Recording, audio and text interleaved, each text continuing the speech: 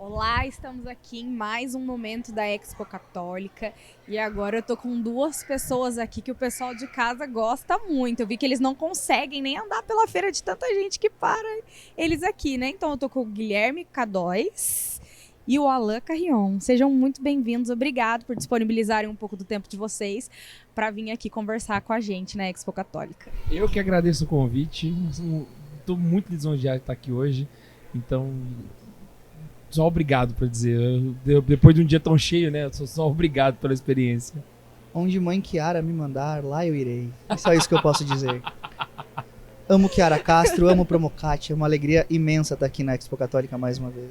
Sem palavras. Agora eu quero que vocês falem um pouco pro pessoal que tá em casa, assim, caso alguém ainda não conheça vocês, quem são vocês? Pode começar. Bom, meu nome é Guilherme, eu sou catequista, eu tenho um apostolado digital chamado Santa Carona há 10 anos e lá nós ensinamos doutrina católica para leigos, pessoas que precisam bater o ponto, chegar em casa cansadas e é até um crime, né? Entregar uma suma de teologia na mão de uma pessoa assim. Então nós ensinamos fé católica simples, de jeito simples, para que as pessoas possam aprender, educar os seus filhos e crescer em santidade. E nos últimos 2 anos eu também tenho sido representante do projeto La Iglesia de Escucha, do Dicastério para a Comunicação da Santa Sé no Brasil, que é um projeto que acompanha missionários digitais ao redor do mundo todo. Bom, eu sou Alan Carrion, tenho 29 anos, marido da Ticiane, pai da Tereza. Meu apostolado é muito similar ao do Guilherme, a gente faz basicamente a mesma coisa, só que a gente tem uma linguagem um pouco diferente, né? Ele aprendeu a ser um pouco mais formal com o pai e eu aprendi a ser um pouco mais zoeiro com ele. Então a gente se complementa, né? Tanto que as pessoas ficam brincando, né? Onde tá o K2 tá o Alan, onde tá o Alan tá o K2. Quando os dois não estão juntos, tem alguma coisa errada, né? Então é um apostolado que a gente se une bastante, né? Muito nesse intuito. Eu gosto muito de trabalhar com uma linguagem simples, na ideia de que a pessoa que está no Instagram, normalmente ali meio-dia, 18 horas, ela tá provavelmente no busão, tá no metrô. Ela não vai querer sentar ali e ouvir as leis da metafísica aplicadas a Santo Tomás de Aquino.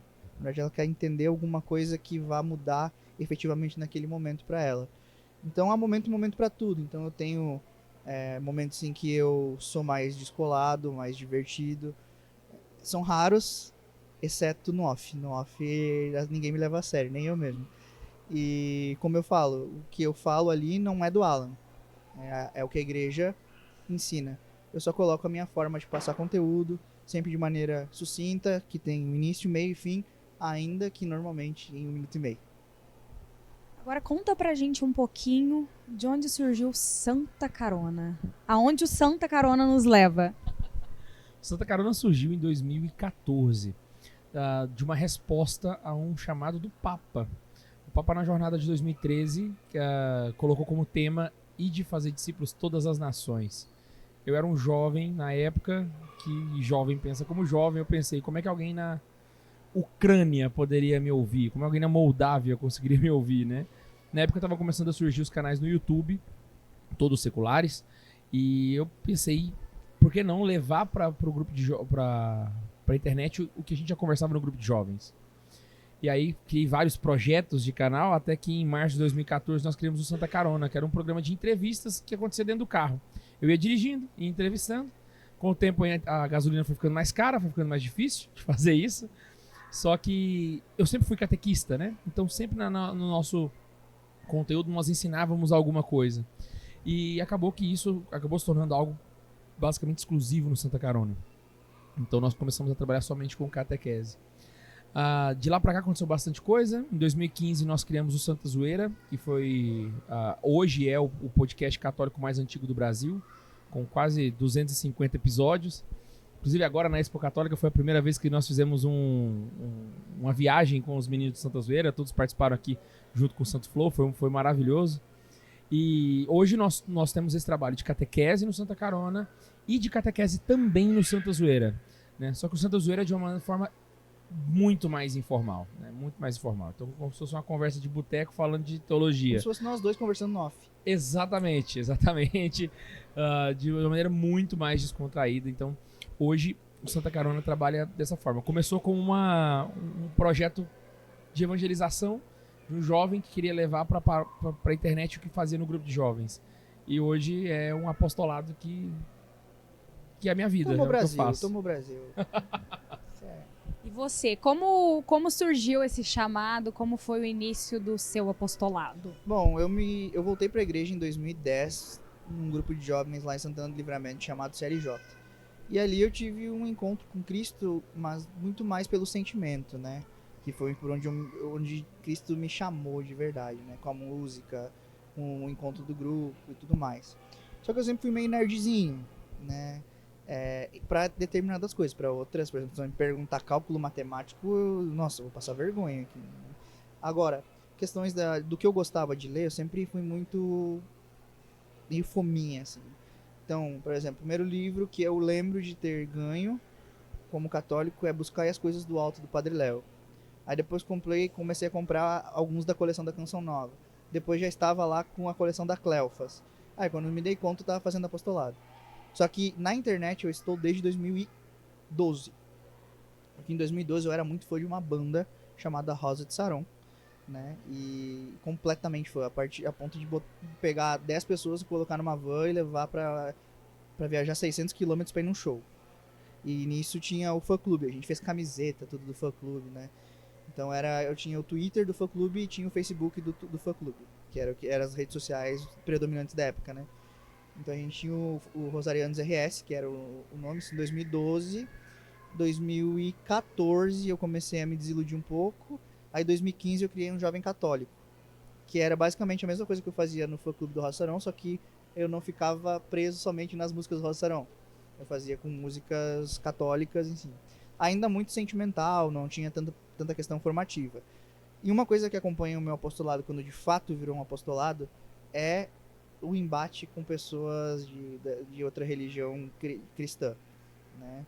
Embate não no sentido de que eu procurasse, só que o que aconteceu? Eu fazia alguns posts relacionados à Santíssima Virgem e sempre vinham alguns comentários que eu não sabia responder. Então eu já tinha alguns pés atrás, muitos pés atrás com a igreja e algumas coisas da doutrina, porque eu não tinha conhecimento. E ainda eu queria entender por que existia essa briga entre católicos e protestantes e como é que essas coisas aconteciam. Então, aliado a isso,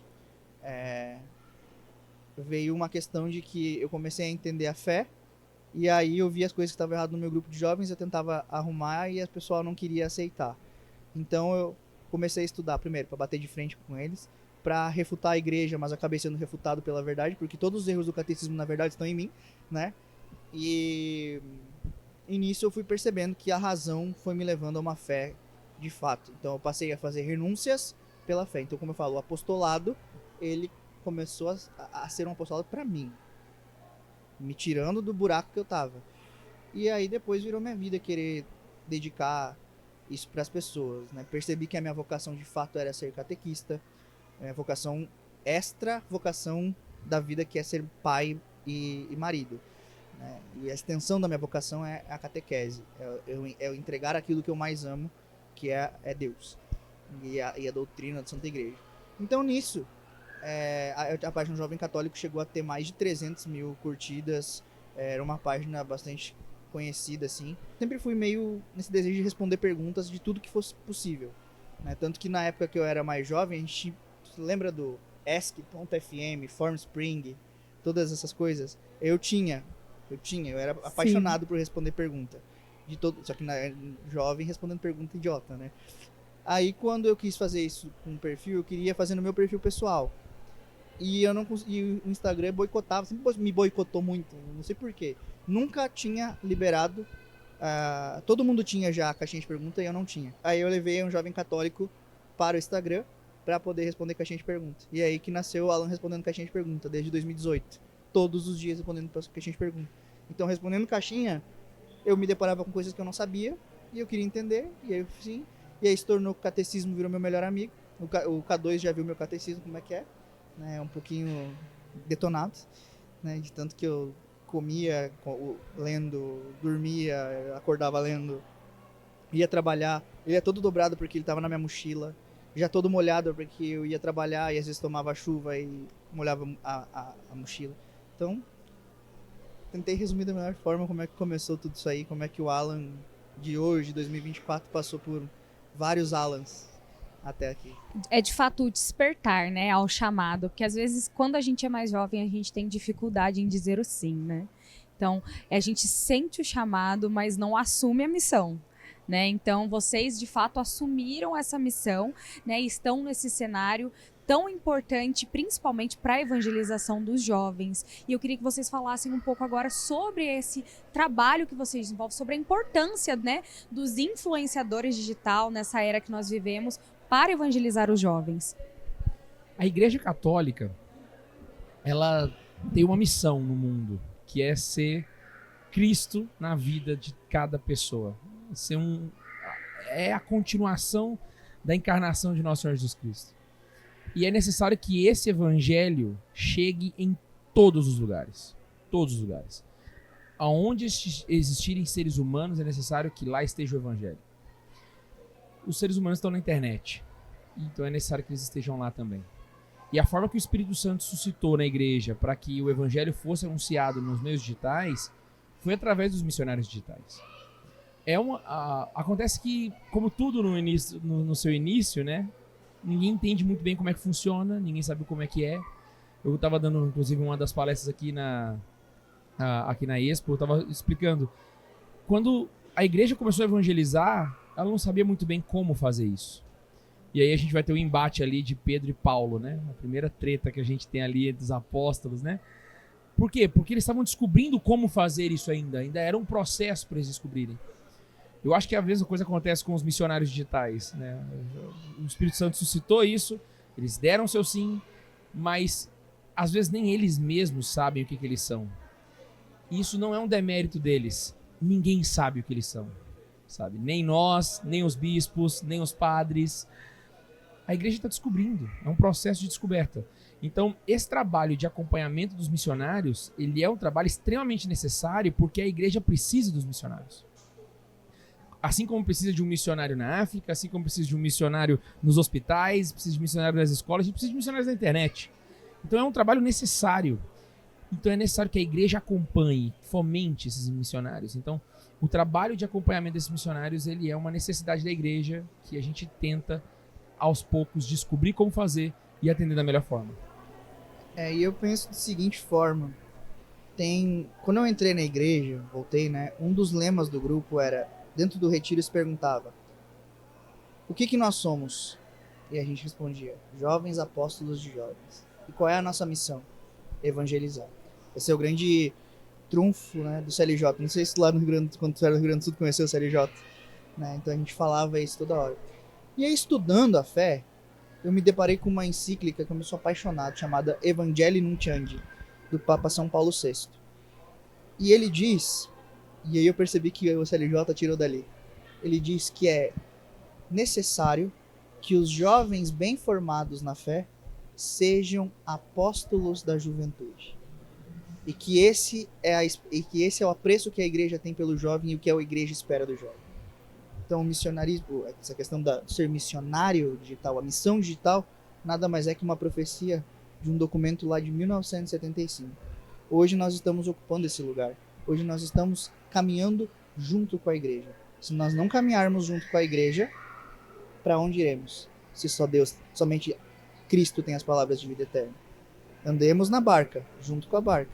Lembrando sempre que os apóstolos, em determinado momento, se sentiram inseguros quando Cristo estava dormindo na barca.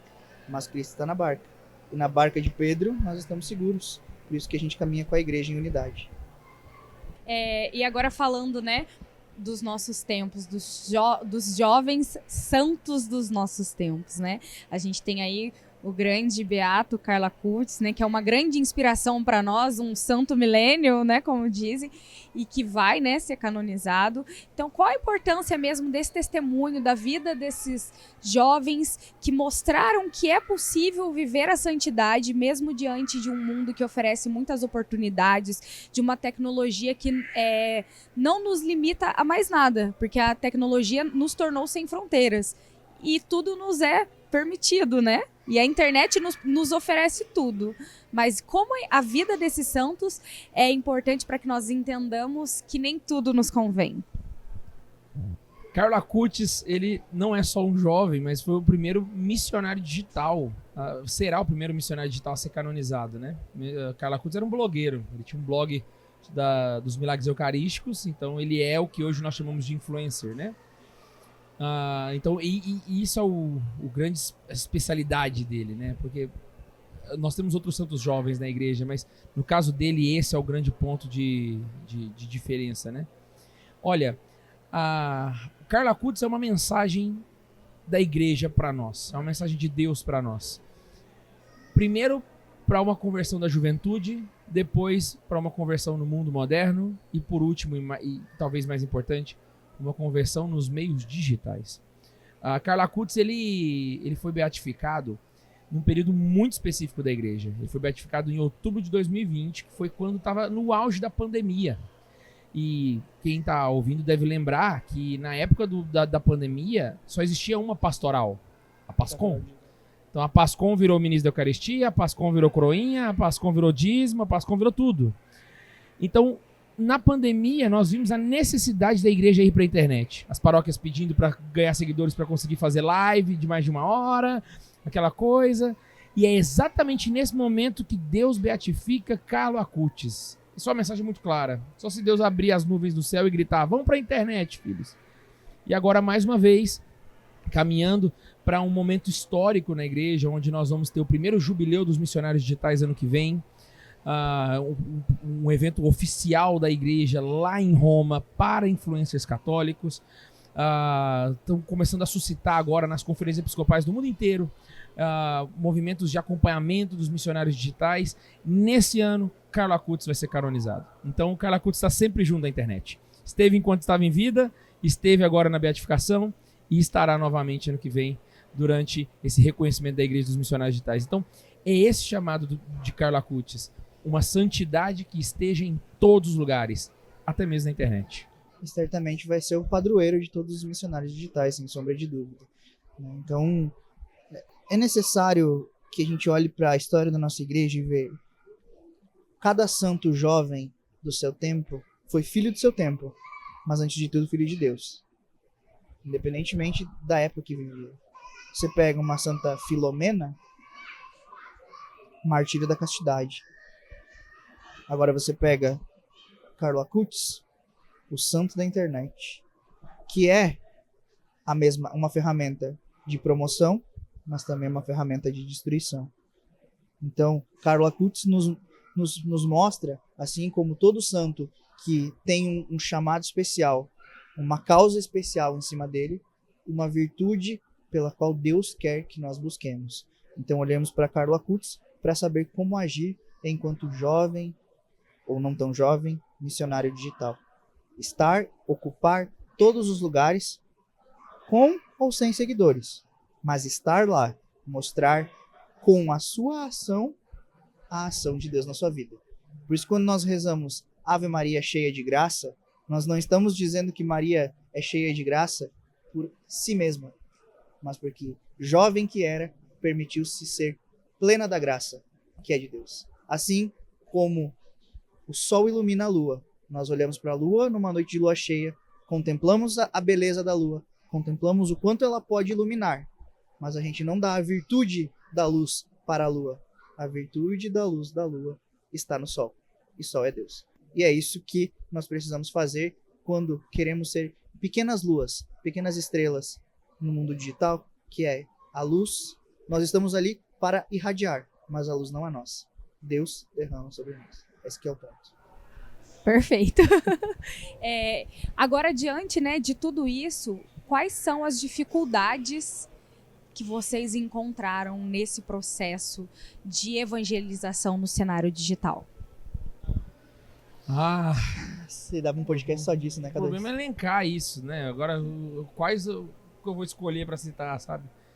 Mas eu acho que hoje não, acho que talvez esse período todo, nesses 10 anos, o que a gente mais teve de problema na evangelização digital é com relação à polarização. Isso é terrível, porque assim, ela acontece em todos os âmbitos da cultura brasileira, né? E na igreja não é diferente. As pessoas, elas assumem um time, e se você não tá nesse time, é como se você não estivesse na igreja, sabe? E as pessoas, elas sequer conseguem conceber que pode existir uma pessoa que não tá em nenhum dos lados. E muito pelo contrário, ela não é um isentão, ela não é uma pessoa menos por isso. Muito pelo contrário, ela é uma pessoa que está tentando enxergar além do fato. Então, eu acho que esse é o principal problema, né? Nós temos um muro construído no meio do coração da igreja no Brasil. E esse muro, ele está na internet, né? Às vezes ele começa na internet. E o nosso trabalho, principalmente agora recentemente, tem sido destruir esse muro, né? Nós estamos tentando trabalhar para quebrar esse muro.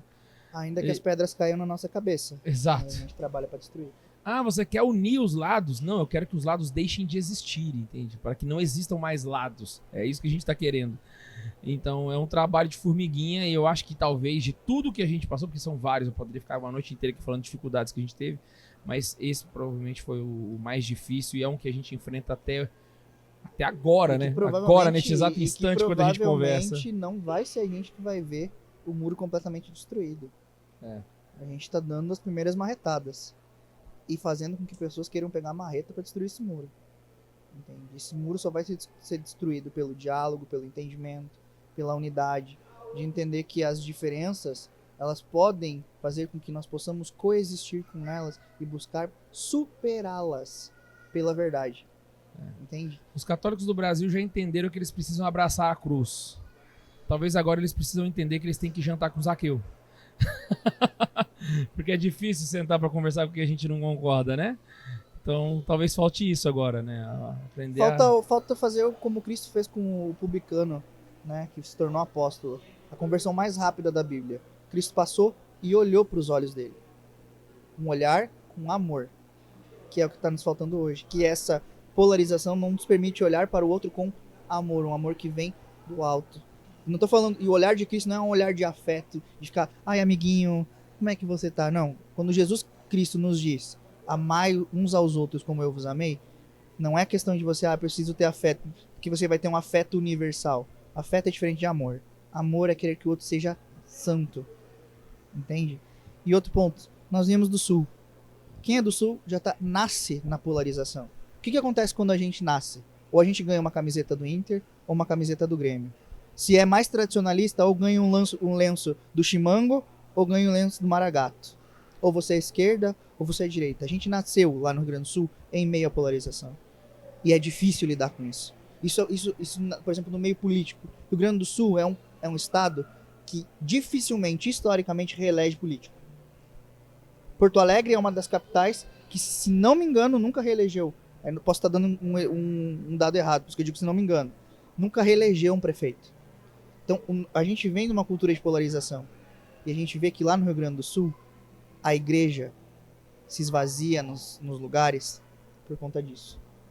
Porque aí as pessoas já não entendem que estão ali por Cristo, estão pelo homem, estão pelo lado, entende? E é nesse sentido que a gente precisa ir buscando, aos poucos, com esse entendimento. É claro que quando a gente começou, eu e o K2, a gente não vai chegar aqui e vai dizer, nós nunca nos colocamos num lado. Só que nós amadurecemos e nós precisamos permitir esse amadurecimento de compreender que a igreja é una e que há diversidade de dons, mas o Espírito é o mesmo. Aquilo eu complementando, Deus nos convida a ser um com ele e com o outro, né? E citando essa parte que você falou do olhar, né? De converter o outro pelo olhar. Qual a importância mesmo do jovem de assumir, né, a fé? Porque a gente vê mesmo que alguns têm dificuldade em assumir, em tomar um posicionamento diante da sociedade, dos amigos, para não ser careta, para não ser deixado de lado. Então, qual é a importância mesmo dele assumir, não, eu sou um jovem, eu sou católico, eu amo a Virgem Maria, eu sou amigo dos santos, para que outros jovens possam, através dele, também experimentar esse amor que a gente encontra em Deus? Olha, simplesmente não existe evangelização sem testemunho.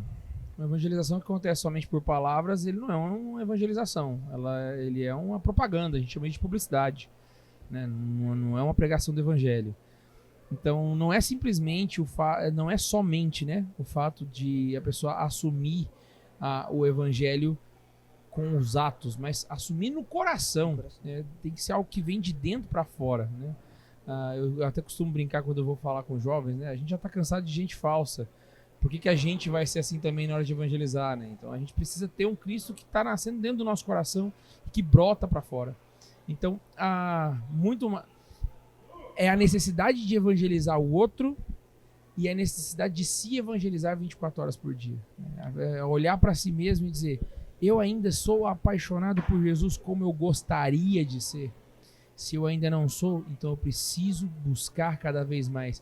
E entender que isso não é um esforço pessoal, né? A gente não é católico igual a gente joga bola.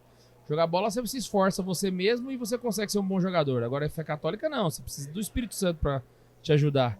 Então não é somente você querer se esforçar com um método lá para... Não. Esse é o joelho no chão. A gente ama Deus com os joelhos. É virar pro Senhor e dizer, Senhor, aumenta minha fé, eu quero te amar mais. Porque eu preciso do Senhor. E depois que eu encontrá-lo, as pessoas ao meu redor também precisam. Então, por amor a Deus, a mim e ao próximo, eu preciso estar junto de Cristo.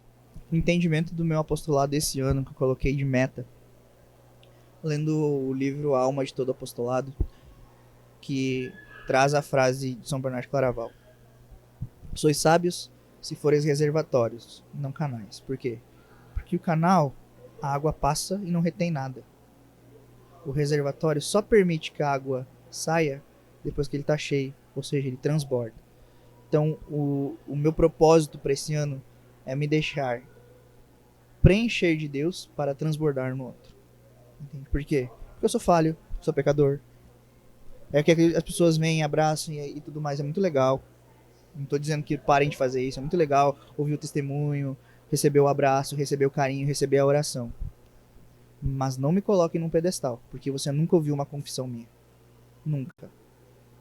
Então, esse que é o ponto. O dia que você ouvir uma confissão, você me dá um follow. De verdade. Por quê? Porque eu sou pecador. Eu não vou fazer da minha confissão uma confissão pública. O que eu peco é entre eu e Deus. Que eu que vou ter que resolver. E o que eu faço aqui justamente não é por mim. Porque é justamente aquilo que Paulo diz. Onde abundou o pecado, superabundou a graça de Deus. Entende? Esse que é o ponto. O que eu faço não é por mim, é pelo outro. Porque se fosse fazer por mim, a coisa já estava feita. Entendeu? Porque eu sou falho, miserável, pecador.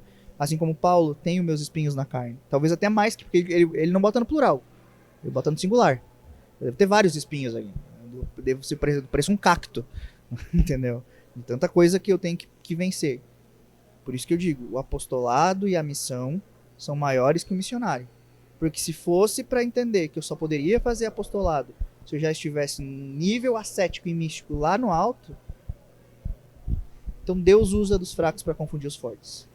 E eu acredito que se cada um na história, né, da igreja pensasse dessa forma, nós não teríamos continuado o legado que Jesus nos chamou, né? Porque ele chamou os pecadores, ele chamou os falhos, né? Então é muito importante as pessoas entenderem que estar na internet expondo a sua opinião, contribuindo para a evangelização, não é sinônimo de santidade, é sinônimo de busca, né?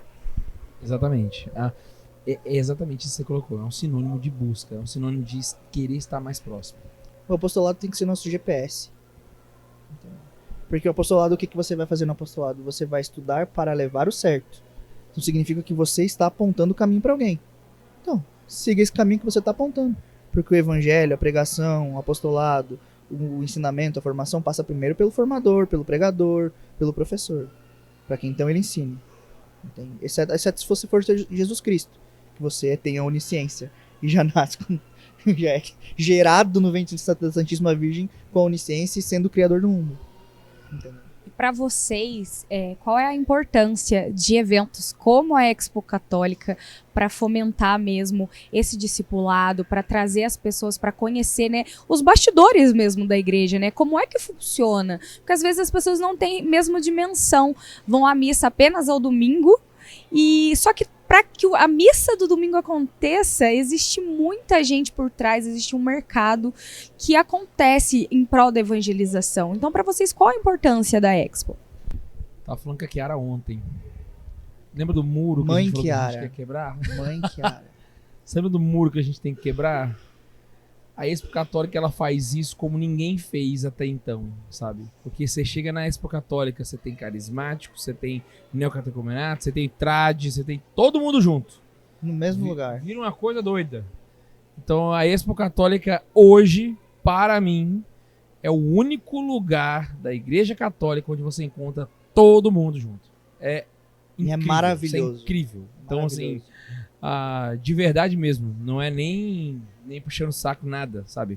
Porque é um fato. Só você descer aqui e olhar no meio dos estandes. O que acontece aqui não se vê em outro lugar. E outro ponto, Então, é um reflexo do que é fazer as coisas para Deus. Porque a Expo Católica você percebe que não é algo feito de qualquer jeito. Porque existe no meio católico esse pensamento, não, mas faz de qualquer jeito, não precisa, porque é para Deus, basta a boa vontade. Não. Para Deus o melhor, sempre. Kiara e Fábio entenderam isso. A estrutura que a Expo Católica tem hoje, ano após ano, melhorando, sendo referência hoje na igreja, não vem à toa. Vem do entendimento do evangelho. Para Deus o melhor. E começa com pouco, ou seja, buscar primeiro o reino de Deus, o resto será dado por acréscimo. Então, isso que acontece hoje é algo que simplesmente, como o K2 falou, tem o poder de unir todos. Unir de verdade. Proporcionar troca de ideias. Proporcionar ouvir o outro. E eu acho que a Kiara, ela tem e aí o Fábio também, tem um dom de perceber as coisas. Porque antes mesmo, acredito que da própria igreja como instituição hierárquica perceber os influenciadores, Kiara já estava percebendo. Nos levando para Catequistas Brasil, fazendo esses eventos, percebendo as coisas. Entende? Então é esse ponto. Entender de abertura de portas, isso que a Expo Católica tem nos proporcionado, é incrível. Eu só tenho a agradecer a Deus, porque aqui na Expo Católica é onde eu consigo entender o meu apostolado de verdade. Foi quando eu percebi que o que eu via no Instagram não eram números, mas almas. Ai, meninos, eu poderia ficar aqui muito tempo conversando com vocês. Já me emocionei várias vezes aqui enquanto vocês partilharam comigo, mas o nosso tempo é meio curto, então a gente vai ter que encerrar. Eu agradeço demais, né, a disposição de vocês estarem sempre conosco, a cederem o tempo de vocês, a dividirem o conhecimento de vocês para que nós caminhemos juntos, né? Para que cada passo que a gente dê de formiguinha faz com que a memória, né, a mensagem de Deus mantenha viva no coração de cada um. Então, muito obrigada. Eu que agradeço o convite e contem com a gente sempre. Já Fazer falei. aqui, ó. Dragon Ball. Fazer. A Jenga. Eu já falei pra Kiara, só falta agora o crachá da Promocat pra trabalhar lá. Eu agradeço muito. Eu vou pedir agora 2 favores para vocês. Vou pedir para vocês olharem para a câmera e primeiro convidar as pessoas para se organizarem para estar aqui o ano que vem, porque quando essa gravação for pro ar já vai ter acabado. Então, para se programarem para estar com a gente em 2025 e também depois para estarem no Catequistas Brasil também em 2025. Aí vocês podem olhar direto para a câmera. Pra essa aqui? Câmera 1, câmera 1, câmera 1. Olha, é humanamente impossível você vir numa Expo Católica, voltar pra casa e dizer que não valeu a pena. Humanamente impossível. Então, ano que vem, considere seriamente estar aqui. Porque simplesmente todos os católicos estão aqui. Então, todo mundo que você fechar o olho e pensar estará aqui no ano que vem. Então, considere. A Expo Católica é um momento único. E o Catequistas Brasil é o meu xodó do meu coração. Sou catequista, é o que eu faço da minha vida, então não tem como eu não dizer que é, pra mim, um dos momentos mais especiais do ano. Porque é o momento onde a gente vai aprender, a gente vai crescer pra formar bons católicos. Então, são pra mim os 2 grandes momentos, porque é aquilo que a gente precisa. Unidade e formação. Catequistas Brasil e Expo Católica. Olhe aqui nos meus olhos. Presta bem atenção no que eu vou falar. Nada do que ele falou é mentira. Brincadeiras à parte, gente, por favor, entenda, isso não é um convite, é uma convocação. Você precisa vir. Você precisa experienciar o que nós experienciamos aqui. Ver com os próprios olhos a unidade da igreja. Ver com os próprios olhos que há pessoas que trabalham com, não vou dizer perfeição porque a perfeição é difícil de se encontrar, mas com uma excelência, com um grau de excelência, a começar pela feira, seguindo pelos expositores. A excelência está na Igreja Católica, é isso que faz a igreja ser linda. Então, busque estar aqui ano que vem. Enquanto ao Catequistas Brasil, foi o primeiro evento que eu fui na minha vida como convidado. O primeiro evento eu chorei do início ao fim. Agora eu já tô mais forte. Então, não tem nem como dizer. Quer ver o Alan chorando? Vai no Catequistas Brasil. Vai ser uma experiência incrível e única. Vou convidar vocês para fecharem comigo, então, falando a frase da Expo Católica esse ano, que é novos caminhos, o mesmo propósito, evangelizar. Daí a gente olha para aquela lá. Aquela lá? Isso. Câmera 2, câmera 2. Expo Católica 2024, novos caminhos, o mesmo propósito, evangelizar.